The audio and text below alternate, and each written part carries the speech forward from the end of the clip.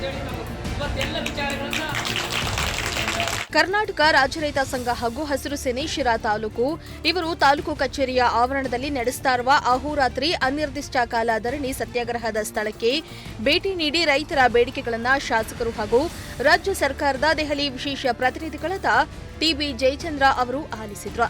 ಸಾಗುವಳಿ ಮಾಡ್ತಾ ಇರುವ ರೈತರಿಗೆ ಸಾಗುವಳಿ ಪತ್ರ ನೀಡುವಂತೆ ಆಗ್ರಹಿಸಿ ಶಿರಾದ ತಾಲೂಕು ಆಡಳಿತ ಕಚೇರಿ ಮುಂದೆ ನೂರಾರು ಮಂದಿ ರೈತರು ಪ್ರತಿಭಟನೆ ನಡೆಸಿ ಆಕ್ರೋಶ ಹೊರಹಾಕಿದ್ರು.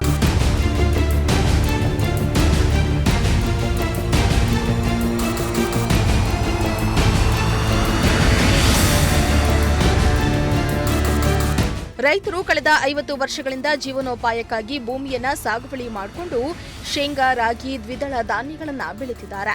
ಆದರೆ ಭೂಮಿಯನ್ನ ಪಹಣಿ ಕಾಲಂನಲ್ಲಿ ಸೇರಿಸದಿರುವುದು ರೈತರ ಆತಂಕಕ್ಕೆ ಕಾರಣವಾಗಿದೆ.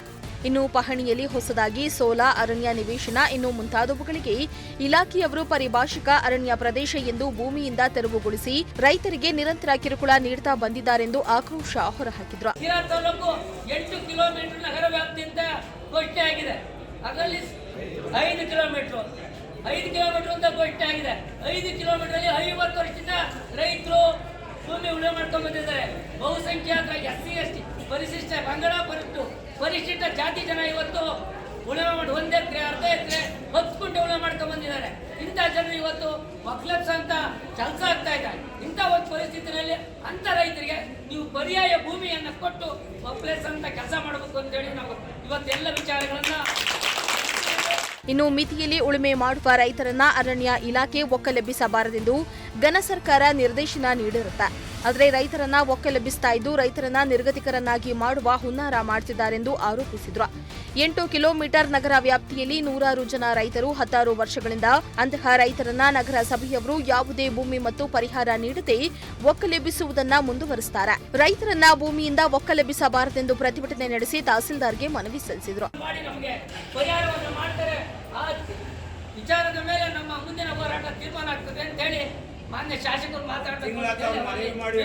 ಇನ್ನು ಟಿಬಿ ಜಯಚಂದ್ರ ಅವರು ಭೇಟಿ ನೀಡಿದ ಸಂದರ್ಭದಲ್ಲಿ ತಹಸೀಲ್ದಾರ್ ಸಚ್ಚಿದಾನಂದ ಕಾಚನೂರು, ತಾಲೂಕು ಪಂಚಾಯತ್ ಕಾರ್ಯನಿರ್ವಹಣಾಧಿಕಾರಿ ಹರೀಶ್ ಸೇರಿದಂತೆ ವಿವಿಧ ಅಧಿಕಾರಿ ವರ್ಗದವರು ಹಾಗೂ ಯುವ ಕಾಂಗ್ರೆಸ್ ನಗರ ಅಧ್ಯಕ್ಷ ಅಂಜನ್ ಕುಮಾರ್ ಹಾಗೂ ತಾಲೂಕು ಯುವ ಅಧ್ಯಕ್ಷ ಮಣಿ ಮತ್ತಿತರರು ಹಾಜರಿದ್ದರು. ಶ್ರೀಮಂತ ಪ್ರಜಾಶಕ್ತಿ ಟಿವಿ ಶಿರಾ.